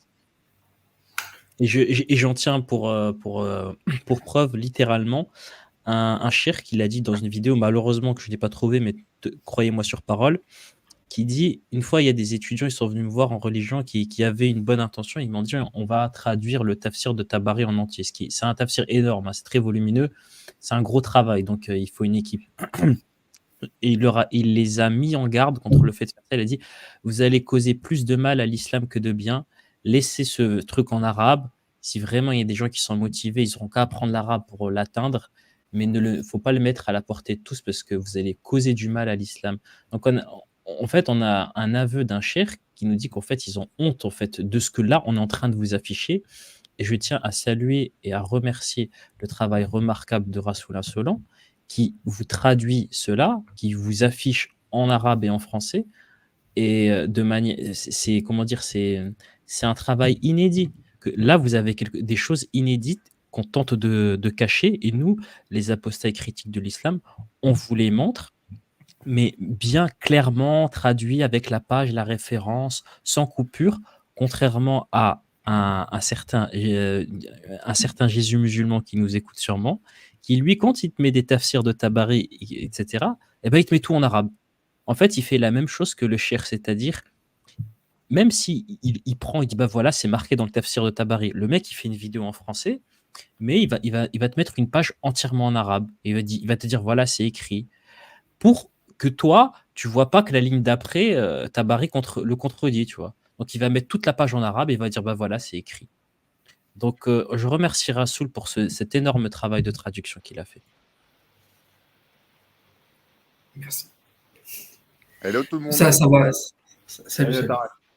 Ah, mais j'ai entendu le verset 16 de Surat Isra. Là, je me suis dit, parce que c'est un de mes versets préférés. Et là, pour le coup, pour la première fois, je lis cette traduction en français. Et encore une fois, le traducteur a eu honte de traduire le texte. Ce qu'il a mis en parenthèse, c'est faux. Hein. Il a mis ce qu'il a mis en parenthèse. Donc, juste, tu peux nous lire ta version? Moi, j'ai une version. Et là, le truc, tu parles de Tabari ou du Coran? Non, du Coran. En fait, c'est et quand nous voulions détruire une cité, nous ordonnons à ces gens opulents d'obéir à nos prescriptions. Mais au contraire, il se livre à la perversité. Alors, cette partie-là n'existe pas, qui dit d'obéir à nos prescriptions. Et c'est exactement, pour le coup, oui, c'est ce qui est, c'est prescriptions. Mais c'est des prescriptions pour mal se comporter. Donc, je relis le verset. Il dit, donc si Dieu souhaite anéantir une cité. Ah, c'est un petit malin, vous le savez, c'est parmi les noms de Dieu, c'est la malice, c'est le malicieux. Qu'est-ce qu'il fait, ce petit malin? Il va demander aux gens, les notables, les leaders, de mal se comporter. Et il se comporte mal. Et là, il a la justification pour détruire la cité. Ah, oui, oui, je te le dis en arabe, tu as tout à fait raison. Amarna mutrafiha fafasaqu fiha. Donc, j'ai ordonné, et donc ils ont obéi, et donc maintenant j'ai un prétexte pour... Exactement. Ah oui, c'est vrai que la traduction française, il a eu honte, le traducteur. Wow, c'est monstrueux. C'est- Le donc, ils l'ont changé en mai. Ouais. Oui. Le fa, ils l'ont changé. En opposition mais, tu vois, c'est marqué mais, je sais plus c'est quoi la suite de la phrase. En gros, mais ils n'ont pas écouté, quoi. Mais au contraire, ils se livrent à la perversité. Alors qu'en vérité, c'est marqué donc. Exactement. Ils ont rajouté le mais, enfin, ils n'ont pas traduit le Oui, donc, oui. ils l'ont traduit en mais, et ils ont rajouté entre parenthèses au contraire, alors Ouais. qu'il n'y a pas En du arabe, tout au la contraire. transition, c'est un fa, c'est-à-dire C'est et. énorme. Ah oui, je suis Et d'accord avec donc. Weber, c'est énorme. C'est Fafasaqu incroyable fiha, cette trouvaille. Ah, Atarax, pouf, tu tapes très fort là. Non, mais C'est ce incroyable. verset il est ultra connu. Donc, c'est-à-dire que, en gros, bye bye la liberté d'agir et de penser. C'est-à-dire que si vous êtes aujourd'hui des apostats, c'est peut-être que c'est Dieu qui vous a ordonné d'être des apostats. Bon, après, il a tout le loisir de vous torturer pour l'éternité après, dans l'au-delà. Mais c'est peut-être lui qui a fait ça exprès pour vous torturer. En tout cas, le verset, il est clair, net et précis. Quand il a envie de détruire une... Voilà, en fait, il a plutôt Allah, il a manipulé Macron pour que lui-même nous manipule, en fait, plutôt. Là, parce que nous, il s'en fout, on est pauvres. Donc Allah, il s'intéresse qu'aux opulents. Et il a rendu pervers Macron pour ensuite nous détruire tous. Ah, c'est incroyable, hein, Oui, en arabe, fafasaqu, alors ils ont obéi, fiha, fafasaqu fiha, faharran alayha. Voilà. Oui, c'est ça. En fait, la liaison fa, c'est genre le fa, donc, ouais. alors. C'est pas mais. C'est pas un Ouais. truc, une opposition, tu vois. C'est dans le sens, c'est la conséquence. Pardon. Tu vois. Et ouais, mais là, vraiment, c'est une falsification énorme, hein. Et ils ont dit quoi, les tafsirs? T'as un truc de Tabari là-dessus, ou vous avez regardé les tafsirs là-dessus?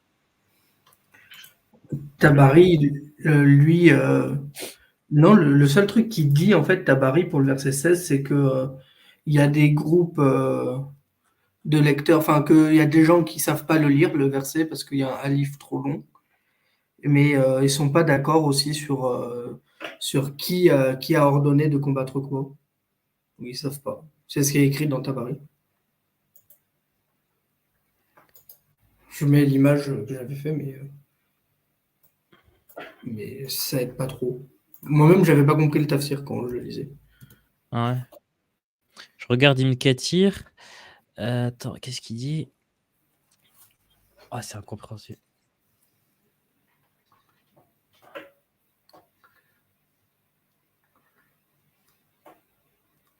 Ah, en fait, en tout cas, le tafsir d'Ibn Kathir en français, je sens qu'il y a eu un coup de gomme, en fait. C'est un peu... Aussi. Ah, ça se voit que là aussi, il y a eu le traducteur, il a fait Gogo Gadgetto, on efface la merde. Alors. Et quand nous voulons détruire une cité, nanana, que de générations avons-nous exterminé après Noé? Et ton Seigneur suffit qu'il soit parfaitement connaisseur et clairvoyant sur les péchés de ses serviteurs. J'ai jamais compris, et ça m'a commencé à me frapper. Vous savez depuis quand? Depuis que j'ai vu les épisodes de Rick et Morty, où à un moment ils vont, si vous connaissez pas, c'est un dessin animé super débile. À un moment ils vont Super dans bien. Attends, super débile. Non, c'est oui, génial. super débile, adorable, quoi, formidable. Et donc, à un moment, ils vont dans une prison intergalactique et ils sauvent un genre de nuage de gaz. Et ce nuage de gaz, il a aucune morale. Et du coup, il commence à chanter sur comment il a génocidé tous les habitants de la Lune. Et je me dis, c'est absurde de faire une chanson sur le génocide. Et c'était il y a 4-5 ans. Et à 4-5 ans, je me rends compte, mais putain, mais Allah, il n'arrête pas de se la péter d'avoir fait des génocides. Que de générations avons-nous exterminé après Noé? C'est-à-dire Ça. l'humour d'absurde de Rick and Morty, c'est la réalité islamique en fait. Alors, regardez qui j'ai buté, regardez combien j'en ai buté, tu vas faire quoi? Tu vois? Je comprends pas qu'ils soient fiers du génocide, c'est incroyable. C'est tellement absurde, en fait, tu le relèves pas quand tu es musulman. Ouais. Ah bah il est parti à Tarax. Qu'est-ce que tu m'as envoyé, Rassoul? Comment prononcer? Alors, ça n'a rien à voir, ça. C'était par rapport à tout à l'heure, c'est par rapport au verset. Ouais. Mais c'était le seul truc que j'avais vu. Ok, merci.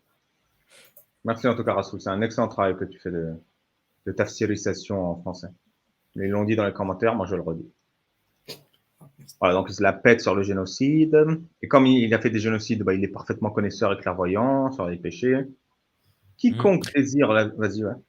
Mais juste, en fait, ça, bon, évidemment, ce verset, il est là pour faire peur aux gens. Hein. Oui, et pour te dire, bon, t'as rien vu, t'as pas vu de miracle, mais tu sais, on en a déjà fait beaucoup. Ouais, c'est bon, on a fait plein, il y en a plein des générations.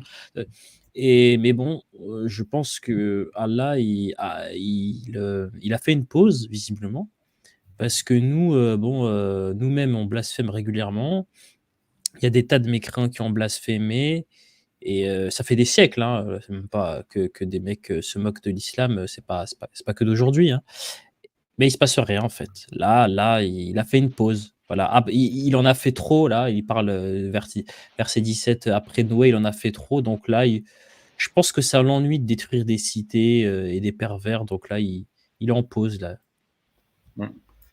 Depuis qu'il y a la caméra, ça y est, il n'y a plus rien, quoi. Il n'y a plus de miracle, il n'y a plus de. Et tu vois, normalement, alors ça va être un peu sulfureux, hein, ce que je vais dire. Mais si Allah, il existait, Charlie Hebdo, c'est pas des terroristes ce serait des anges avec des kalachnikovs, si tu veux. Ouais. Mais des anges, tu vois, des trucs qui C'est viennent du Allah ciel. qui aurait ordonné à Charlie Hebdo, puis exterminé Charlie Hebdo. Enfin, les Voilà. opulents de Charlie Hebdo.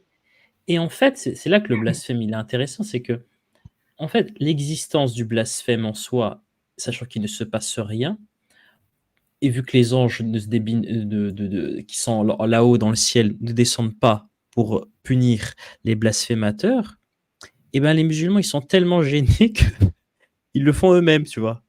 Parce que c'est tellement gênant qu'il se passe rien. Oui. C'est comme si là, il n'existait pas, parce que ils y vont eux-mêmes, quoi. C'est vrai. C'est marrant ça, je ne l'avais pas formulé. Ouais. Non, mais c'est vrai, parce que le blasphème en soi, c'est presque une preuve de plus qu'il n'existe pas, parce qu'on a là un Dieu qui s'énerve pour rien. Lisez les textes. Moi, je me rappelle de hadith où on te dit, une fois, il y a un homme, juste parce qu'il était bien habillé, hein, je précise, il était bien habillé, il marchait avec orgueil, bah Allah, il n'était pas content, du coup, il a ouvert la terre sous ses pieds, il l'a avalé. Voilà. Donc, et là, tout ça, ça n'existe plus, en fait. Et là, tu as des mecs qui blasphèment, et il se passe rien. Et du coup, ça met les musulmans zélés mal à l'aise. Parce qu'en fait, c'est la preuve qu'en fait, dans le ciel, il n'y a personne, en fait. Tu peux te dire 10 fois de suite, zélé mal à l'aise. J'essaye. Je passe. Ouais. Les chaussettes de l'archiduchesse sont-elles sèches, archi sèches? Non, mais je comprends bien ce que tu dis. Bébert, il m'a envoyé également le Coran de Sami al-Dib. Donc, quand nous voulons détruire une cité, nous ordonnons à ses opulents et ils y commettent alors la perversité. Voilà, ça, c'est la traduction correcte. Alors, la parole s'est avérée et nous la détruisons totalement. Voilà, donc c'est la vraie traduction. Est-ce que vous voyez sur l'écran, c'est faux? C'est terrible. C'est-à-dire que. Mais là, c'est énorme encore. Là, franchement, c'est énorme. C'est que on a des traducteurs musulmans qui falsifient le Coran. Et pour avoir ce qu'on appelle ce que les musulmans appellent la parole de Dieu en français, il nous aura fallu passer par un traducteur mécréant. C'est quand même bizarre. Hein. Je sais pas, c'est la parole d'Allah, quoi. Lui-même, est-ce qu'il a pas un peu, s'il existe, il a pas un peu honte qu'en fait ses serviteurs ils falsifient sa parole et c'est les mécréants qui traduisent correctement sa parole. C'est sûr qu'il va ouvrir la terre en engloutir un de ces quatre. Hein. Ah bah écoute. Pour les non-arabophones qui veulent vraiment avoir le message entre guillemets hein, du Coran, il y a le Coran de Chouraki qui est très littéraire et qui montre mot par mot ce que le Coran veut dire. Et Al-Dib, lui, c'est une traduction universitaire qui est admise par les universitaires. Voilà. C'est les deux bonnes traductions qui existent dans le milieu de l'islamo-critique. La traduction de Sami Al-Dib a aussi d'autres atouts, c'est-à-dire que elle est dans l'ordre chronologique. Alors, c'est pas, il y a divergence là-dessus, mais au moins, voilà, c'est l'ordre officiel d'Al-Azhar. C'est-à-dire que, en fait, quand Allah il te dit une règle et qu'après il change, bon, au moins avec celle de Sami Al-Dib, tu sais que la règle qui arrive ensuite, elle abroge celle d'avant. Donc ça, c'est intéressant. Et en plus de ça, il a mis certaines variantes du Coran. Et aussi, il mentionne quand une règle est abrogée ou pas. Donc en fait, littéralement, à tout point de vue, c'est un meilleur Coran plus fidèle, plus utile, plus logique que les traductions du Coran qui sont faites par des musulmans en français. C'est-à-dire que si j'étais musulman, je me dirais, putain, c'est vachement bien, parce que t'as le Coran chronologique, quoi. Si je veux utiliser le Coran comme base légale, eh ben, c'est logique de se tourner vers celui de Sami Al-Dib.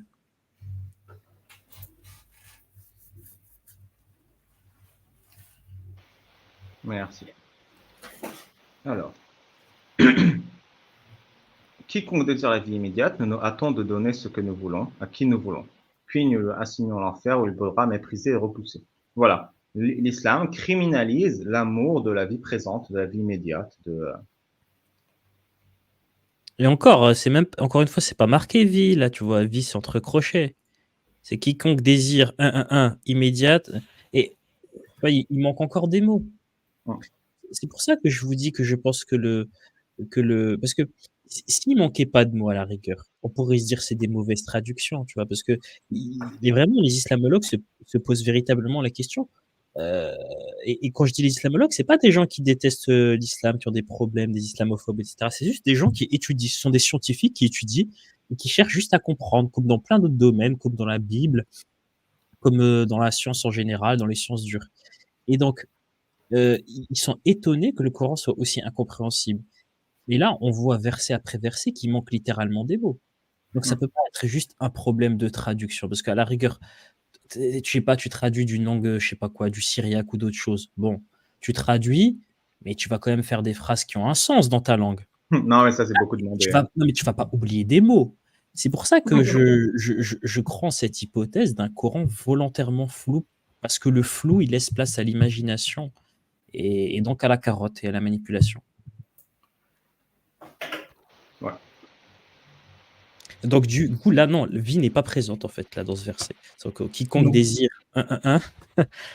lisez le verset. En fait, on devrait lire le verset directement en arabe, et comme ça, on pourrait déjà montrer les mots qui y sont pas, quoi. Parce que ça se trouve, il y en a même d'autres qui sont même pas mentionnés par le traducteur. Ouais. J'ai lu en arabe, c'est-à-dire quiconque désire la présente, nous lui donnons la présente. C'est un peu ça. Voilà. En arabe, c'est quoi? C'est man kana yuridul ajilata ajjalna lahu. Donc la présente, on lui présente. Un peu, qui veut l'éphémère. Ouais. Qui veut nous lui éphémérons. Voilà. Et ceux qui recherchent l'au-delà et fournissent les efforts qui y mènent tout en étant croyants, alors l'effort de cela sera reconnu. Je vais dire preuve.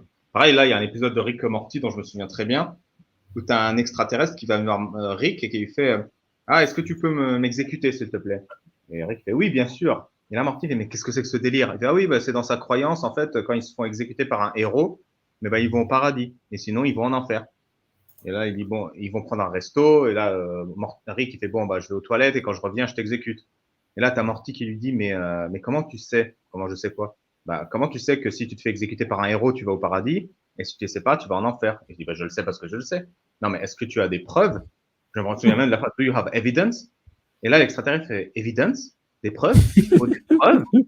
Et là, il se rend compte de sa connerie. Et il se lève, il sort en courant du resto. Non, je veux pas mourir, je veux pas mourir. Et là, il se fait écraser par une voiture dans la rue en sortant du resto. Et une fois qu'il se fait écraser, il meurt. Et là, tu as des démons qui sortent du sol et qui attrapent le mec et qui le chopent et qui l'emmènent. Et Morty, il fait mais il avait des preuves, il avait 1 milliard de preuves, vu qu'à chaque fois que quelqu'un meurt, il y avait ça qui se passait ou pas, tu vois. C'est ça. C'est cette absurdité. Et là, tu as pareil, ceux qui recherchent l'au-delà et fournissent les efforts qu'ils mènent en étant croyants, alors l'effort de ceux-là seront reconnus. Mais tu as des preuves? C'est une scène vraiment absurde. Peut-être je vais même vous la retrouver. Je ne sais pas si j'ai le droit de passer du Adult Swim, des extraits comme ça. Mais... Ouais. Mais justement, c'est ça en fait. En fait, tu es récompensé d'avoir cru un truc sans preuve en soi. C'est ça la C'est ça. foi. Parce que concrètement, la foi, c'est justement de croire sans preuve en réalité. Et donc là, Allah te récompense d'avoir cru sans preuve en fait. Ouais. Et encore une fois, grosse contradiction, si vous regardez les hadiths, parce qu'il y a des grosses contradictions dans le Coran hadith, et ben les preuves elles abondent quoi. Le messager, c'est un distributeur de miracles automatique quoi. Il a des miracles permanents, il a un nuage qui le suit, il a des trucs avec son ombre, il a de l'eau qui est sortie entre ses doigts, des rivières, de ce que tu veux, il multiplie les pains, il a tout fait. Le mec, il a tout fait. Et je parle de hadith sahih, hein, mes amis. Me dites pas oui, non, mais les hadiths c'est un peu n'importe quoi. Donc si vos hadiths sahih c'est de la merde, tout est de la merde en fait. Il faut tout jeter en fait. Mais dans le Coran, on te dit qu'il n'y avait pas de miracle. Voilà. Et c'est même pire encore. Imaginez-vous, on nous dit que la Lune, elle a été littéralement coupée en deux. Et bon, on va dire que l'autre moitié de la Terre, il y a littéralement l'un des plus gros youtubeurs de Dawaman islamique. Quand un mec lui a dit, mais pourquoi le reste du monde ne l'a pas vu, hein, c'est un événement qui apparemment, ça arrivait du vivant du prophète. Donc, normalement, une bonne partie de la Terre aurait dû être choquée. Donc, le gars dit littéralement parce qu'il dormait. Bon, ok, c'est n'importe quoi, mais imaginez-vous les polythéistes. Ils ont vu ça. Pourquoi ils n'ont pas cru au prophète? C'est absurde. Vraiment que les mecs, ils vont voir un mec qui coupe la lune en deux et puis on va dire non, je vais continuer à prier une statue, je vais pas l'écouter, quoi. Oui, ben c'est dans ce délire islamiste de faire que ceux qui ne sont pas d'accord avec toi le font consciemment et avec l'intention de nuire en fait. C'est ça non, mais qui fait les musulmans du reste aussi. Ah bah franchement, qu'un prophète, peu importe son nom, ça peut même être la religion la plus ridicule du monde, il se présente devant moi et il coupe la lune en deux, je pense que je vais le croire, hein. Franchement, il me fait des trucs de ouf, il envoie des kamehameha, il se téléporte, un genre de Dajjal, on va dire. Je vais le croire, parce que je me dis, peu importe à quel point c'est ridicule, même si je peux trouver qu'elle est ridicule, sa religion.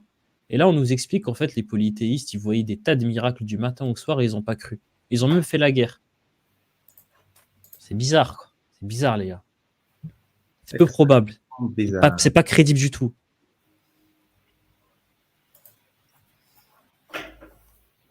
Alors, nous accordons abondamment à tous, ceci comme cela, des dons de ton Seigneur. Et les dons de ton Seigneur ne sont refusés à personne. Source. Regarde comment nous favorisons certains sur d'autres. Là, il se la pète d'être injuste. Déjà, il se la pète du génocide, là, il se la pète d'être injuste. Et dans l'au-delà, il y a des rangs plus élevés et plus privilégiés. C'est exactement ce que l'apostat Kafir disait. Même dans la mort, même après la mort, il y a quand même une hiérarchie de classe et un élitisme. Ça permet de faire peur sur Terre aussi, en montrant qu'il faut être les meilleurs jusqu'au bout parce que vous avez ce classement après dans le paradis. Et d'ailleurs, c'est sur ça que joue l'islam. C'est-à-dire qu'il y a cet élitisme interreligieux. Et c'est pour ça que, par exemple, tu as des femmes qui mettent juste le voile et d'autres qui mettent le voile intégral, d'autres qui mettent une burqa, d'autres qui cachent même les yeux, parce que tu es toujours meilleur musulman que l'autre. Il y a cette compétition entre les croyants aussi. Ouais. Je trouve que ce verset est d'une très grande violence parce que nous avons un Dieu qui s'enorgueillit de créer des inégalités, de créer des pauvres et de créer des riches. Et même en tant que croyant qui écoute ça en pensant que c'est la parole de Dieu, c'est terrible. Et je pense à toute personne qui a vécu dans un pays musulman, il connaît un peu l'impact de ce type de verset sur la pauvreté, c'est-à-dire un fatalisme en fait. Si je suis dans un état de misère, dans le fond, c'est comme ça. Souvent ils disent l'aralbe pour les Marocains. C'est comme ça. C'est la fatalité. Parce que c'est Dieu finalement qui l'a voulu. Il m'a choisi cette voie. Et c'est avec ce type de verset qui justifie déjà les inégalités de richesse entre les gens. C'est pas avec et qui crée un fatalisme parmi les pauvres. C'est pas avec ce type de verset que tu vas avoir une bonne société avec des gens qui veulent s'en sortir, qui veulent améliorer leur propre situation et celle de leur nation. Et je vous promets qu'on le voit, les sociétés musulmanes sont profondément inégalitaires. Et j'aimerais bien convaincre les gens qui écoutent parce que on passe notre temps à nous présenter l'islam comme presque un truc communiste, tu vois, un truc où il n'y a pas de pauvres. L'islam, c'est l'inverse, c'est une religion de bourgeois qui valide les inégalités comme décision divine. Ce n'est pas, il n'y a aucun endroit où l'islam s'est marqué qu'il faut mettre fin à la pauvreté. Aucun. Les pauvres sont méprisés, les mendiants sont méprisés, les inégalités, ce n'est qu'une volonté d'Allah.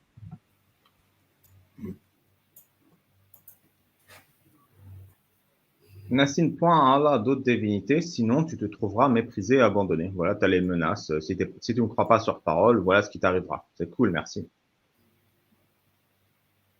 C'est pas cool d'être méprisé et abandonné. Voilà, moi je vous le dis. Même si vous ne me croyez pas sur parole.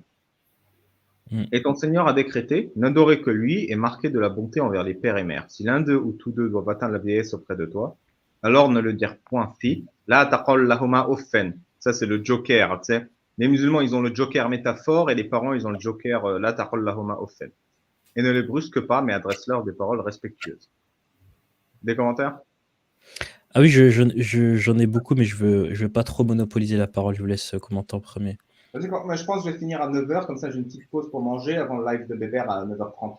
Donc on a 5 minutes. Hein. Alors, tout de suite, le 22.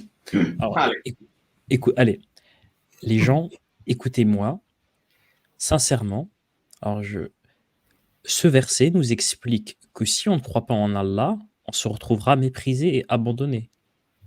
Il fait partie d'une classe de versets, et on pourrait même en faire un tableau, qui te promettent la mauvaise vie ici-bas, pas juste dans l'au-delà.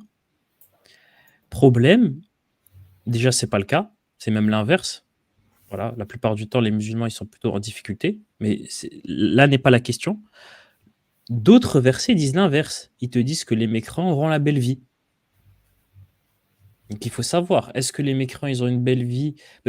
Parce que c'est pour mieux les punir dans l'au-delà. Donc il faut savoir, est-ce que les mécréants, Allah il leur promet la belle vie ou la mauvaise vie ici-bas? On ne sait pas. Le Coran dit tout et son contraire. La vie médiocre. Ensuite, sur le 23, le 24, il y a quelque chose, c'est que vous avez bien vu, on l'a montré, je pense qu'on l'a démontré, ne serait-ce que de ce qu'on a fait jusqu'à présent. Le Coran est incompréhensible. Mais même dans ses pronoms. Alors, qu'est-ce qu'ils font les exégèses la plupart du temps? Quand Allah dit « tu », à qui s'adresse Rasoul, Ali? Quand le Coran dit « tu dois faire ça », etc. Les exégèses, ils disent, là, Allah, il s'adresse au prophète. Donc, par défaut, ils disent, bon, c'est le prophète. Problème, là, il te dit tu, et là, ça peut pas faire référence au prophète, parce qu'on te dit de bien te comporter par rapport à tes parents. Donc là, on dit, ça passe pas, du coup, on va dire, non, là, c'est pour tout le monde. C'est un tu, toi. Parce que dans ce verset, et je ne sais pas si c'est cette sourate, mais j'ai déjà vu un verset où littéralement, il y a tu. Et là, on dit, ça, c'est le prophète. Et on parle encore des parents du prophète. Sous-entendu, il est orphelin. Pas ça, j'ai oublié de le dire, mais il est censé être orphelin, donc il n'a pas de parents. Donc on va dire, non, là, vu qu'on parle des parents du prophète, là, ça ne parle plus de lui, en fait.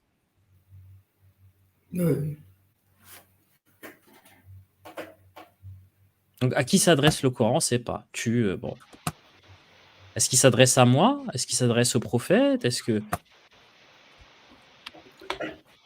Éternelle question. Ok. Peut-être les dernières sourates. Et par miséricorde, abaisse pour eux l'aile de l'humilité, ça n'a rien à dire. Et dit, ô mon Seigneur, fais-leur à tous deux miséricorde comme ils m'ont élevé tout petit. Votre Seigneur connaît mieux ce qui... En fait, ça, c'est un des verrous extrêmement puissants de l'islam qui fait que les musulmans ont du mal à apostasier. Ils criminalisent le fait de remettre en cause leurs parents. Alors que de manière générale, non, tes parents, tu dois leur faire confiance, mais s'ils disent une connerie, tu as le droit de le relever. Tu as même le droit de pas être d'accord avec eux, même s'ils disent pas une connerie. Mais dans l'islam, c'est criminalisé de remettre en cause ses parents, quoi qu'ils fassent. Quoi qu'ils fassent. Et je me souviens, quand j'étais petit, ma grand-mère me disait, même si tes parents, ils te tapent et ils tuent et ils volent, tu les aimes plus que tout et ils ont raison. Tu vois? Et c'est cette criminalisation du doute filial, pas hiérarchique, qui fait que les musulmans ont énormément de mal, parce que remettre en cause l'islam, au-delà de remettre en cause Allah et Mohammed, le plus important, c'est remettre en cause l'amour de nos parents. C'est ça qui est très important et qui est extrêmement ancré dans la culture arabe et islamique. Et ça cause beaucoup de douleur. Sonia Zadig, elle en a parlé parce qu'elle a été, elle a travaillé en tant que chercheuse dans un hôpital psychiatrique en Tunisie et elle a remarqué qu'il y avait une différence certaine entre ceux qui étaient de culture musulmane, c'est-à-dire que même s'ils ont les pires parents du monde, ils vont préférer souffrir en suivant ces règles. Et personnellement, moi-même, je l'ai fait, plutôt que de dire stop.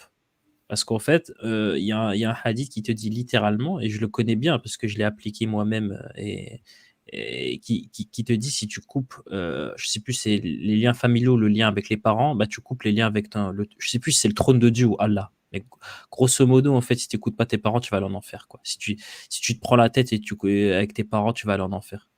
Si tu te sépares d'eux, tu iras en enfer. Donc, ben forcément, hein, qu'est-ce que tu veux faire? Bah, t'as une mère toxique, t'as une mère perverse, etc., qui te pourrit la vie, ou un père pervers, ou un frère, ce que tu veux.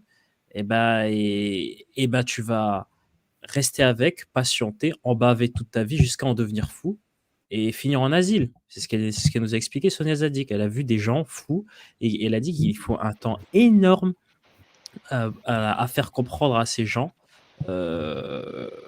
qu'au bout d'un moment, il faut couper les ponts avec les pervers qui veulent du mal. Parce qu'il y en a, il y a des très bons parents, mais il y a vraiment des parents qui sont horribles. Dernière chose que je voulais dire sur ce verset, en soi, je le trouve assez beau. Tu vois, le verset te dit « Sois gentil avec tes parents parce qu'ils t'ont élevé ». Problème. Les parents eux-mêmes du prophète, ils vont aller en enfer. Et tous les parents des convertis vont aller en enfer. Pourtant, tu vois, tout le bien qu'ils ont fait, qu'ils m'ont élevé étant tout petit, bah, juste parce qu'ils ne croient pas, ils vont aller en enfer. Donc, et là, Allah, lui, il me demande de faire preuve d'humilité, de gentillesse, etc. Et lui, il ne fait même pas preuve du millième de cette gentillesse. Oui, tout à fait. On va lire la Sirah ce week-end et dedans, il y a un épisode où un homme va voir Mohamed et il dit Mohamed, où est mon père? Et Mohamed lui dit en enfer. Le gars, il s'énerve et il part et Mohamed, il le rattrape et fait non, mais t'inquiète pas, mon père aussi, il est en enfer. C'est vraiment la meilleure manière de rassurer quelqu'un, tu vois. Il dit non, non, mon père aussi. Et il y a un autre épisode où du coup, il va voir la tombe de sa mère et il prie et après il pleure. Et là, les compagnons, ils se mettent à pleurer aussi. Ils font on t'a vu pleurer, du coup, on a pleuré par réflexe. Mais pourquoi tu pleurais? Et du coup, Mohamed dit, bah, j'ai rencontré Allah et je lui ai demandé de m'autoriser à visiter la tombe de ma mère parce que Mohamed, il a interdit de visiter les tombes en fait. Mais Allah l'a autorisé. Du coup, maintenant, vous avez le droit de visiter vos tombes. Par contre, j'ai demandé à Allah la miséricorde pour ma mère pour pas qu'elle aille en enfer. Et Allah m'a dit non, elle payera pour ses actions comme tout le monde. Donc, le père et la mère de Mohamed, selon la parole de Mohamed, seront torturés en enfer. Ouais, c'est ça. Et ça va un peu. Même, il y a un petit détail assez rigolo, c'est que le prophète, il aurait tellement fait d'invocations pour sa mère. D'ailleurs, au passage, je crois que dans le Coran, c'est littéralement marqué qu'il faut pas le faire, justement. Donc, ce hadith contredit le Coran, qu'il faut pas invoquer pour les mécréants. Donc, bon, voilà, le prophète ne suit pas le Coran, c'est pas une nouveauté. Ça surprend personne. Mais il l'aurait tellement invoqué pour sa mère que Allah, il lui a fait un petit privilège. Il a juste réussi à stopper les châtiments de la tombe. Voilà. Donc, la mère du prophète, voilà, le feu sous ses pieds, il s'est arrêté en attendant la fin du monde pour reprendre de plus belle. C'est la miséricorde d'Allah et de son prophète. C'est ça. Alors, Rassoul, tu as des choses à dire? Sinon, je vais conclure et donner 2-3 messages et fermer le space. Non, c'est bon, tout a été dit. Ouais. Ah, si. Excuse-moi. Alors, je suis désolé de prendre 5 minutes de plus. Je suis désolé, mais c'est important. Ah, t'inquiète, je suis ton faire-valoir prodige. Voilà. Je te mets bien en valeur, là. Vas-y. Ah, je te remercie. Alors, vous savez, tout à l'heure, je vous ai dit, le tu, il y a des moments où on ne sait pas à qui il s'adresse. Et j'ai dit peut-être que c'était cette sourate. Et bien, en fait, c'est celle-ci. Et vous allez voir que d'un verset à un autre, c'est juste quelques versets après, hein, je suis obligé de les lire parce que vraiment, c'est très intéressant. C'est parce que ça concerne aussi la zakat. Écoutez bien.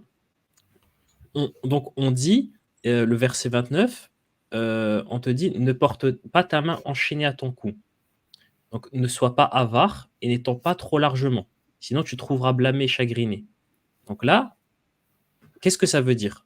Bah, d'après les coranistes, ce verset est la preuve que la zakat, à 2,5% précisément, au millième près, n'existe pas. Parce que là, on a un verset qui dit « donne pas trop », d'accord, mais ne sois pas avare non plus. Le juste milieu. Mais s'il y avait un pourcentage précis, à 2,5%, ce verset n'a aucun sens. Parce qu'il suffit de suivre les pourcentages exacts, c'est un calcul. Tu n'as pas besoin de dire bah, donne pas trop, mais donne pas rien non plus. Essaie de trouver le juste milieu. Bah, vous savez c'est quoi l'interprétation de ce verset? Parce que j'ai voulu comprendre. Moi, j'étais coraniste, je vois ça, je dirais effectivement, ce verset contredit la zakat. Et donc, les sunnites, ils te disent que ce verset 29, donc là, on parle de Allah qui s'adresse à une personne, hein, donc c'est il le tutoie. C'est pour le prophète uniquement, et pas à toi. Hein. Il ne s'adresse pas à toi, il s'adresse qu'au prophète uniquement. Et parce qu'en fait, c'est lui qui redistribue la zakat. Parce que vous savez, la zakat de base, c'est un truc étatique, c'est un impôt. Donc tu le donnes au prophète et lui, il le redonne. Et donc, ce verset-là, il s'adresse. Mais le verset d'au-dessus, où on te parle toujours avec le tutoiement, où on te dit occupe-toi bien de tes parents, et ben ça, c'est à tout le monde. Donc là, vous avez une suite de versets où Allah tutoie quelqu'un. Au début, c'est tout le monde. Et d'un coup, il y a un verset, c'est que le prophète. Et après, la suite, vous voyez, c'est une absurdité que j'ai relevée il y a bien longtemps et que je soupçonnais que c'était cette sourate, et effectivement, c'est bien celle-ci. Tip top. Ben écoute, merci. On fera un épisode 2, vu qu'elle est longue, hein, cette sourate. Désolé, je fais un peu court, mais j'ai faim et je vais pas faire en même temps que Bébert. J'ai 2-3 points, du coup. Ah bah, Tarax, tu viens d'arriver, mais on est en train de finir. Tu veux dire un truc spécial? Non, allez-y. Super. Ben, merci pour ton intervention pertinente, Tarax. Il lui monte juste pour dire allez-y. Allez-y. Non, c'est vrai que je trouve un autre Coran, là. Si même les Corans des musulmans, ils sont pas fiables. 3-4 points. Donc, la chaîne de Rassoul, c'est ATTV. La chaîne de Yanis, c'est Yanis Aposta. Abonnez-vous. Ce week-end, on fera la Sira. Donc, je compte sur vous. On se retrouve dans 30 minutes sur la chaîne Koufr FM de Bébert pour parler. C'est quoi le sujet en plus? Islamophobie, haine. C'est un très bon sujet. Non, il est nul. Très intéressant. Moi, j'y serai aussi. Ok. Alors, on y sera tous. Hein. Koufr FM. Je vous mets le lien. Islamophobie, est-ce que c'est du racisme ou de la résistance? Abonnez-vous à mon TikTok. Donc, c'est Ali Baba Bilou. Ça, c'est la vidéo de Koufr. Et je vous mets mon TikTok, Ali Baba Bilou. Et je vous fais tous un petit bisou. Et n'oubliez pas de toujours respecter tout le monde et de mettre la dignité et les valeurs humaines au-dessus des croyances archaïques. Merci bien. Je peux dire un tout petit mot de morale. Parfois, il est important d'être égoïste. Il y a ce qu'on appelle l'égoïsme altruiste, notamment dans les relations familiales. Moi, j'incite à bien évidemment être gentil avec ceux qui ont été gentils avec nous, en particulier nos parents. Mais il y a des moments où, que ce soit avec la famille ou même avec l'entourage, être égoïste, ça a aussi du bon. Et il y a des moments, il est sain d'avoir une certaine forme d'égoïsme, c'est ce qu'on appelle l'égoïsme altruiste, mais je vous le recommande. Tip top. Merci Yanis. Bonne soirée à tout le monde et à tout à l'heure. Bonne soirée à tous.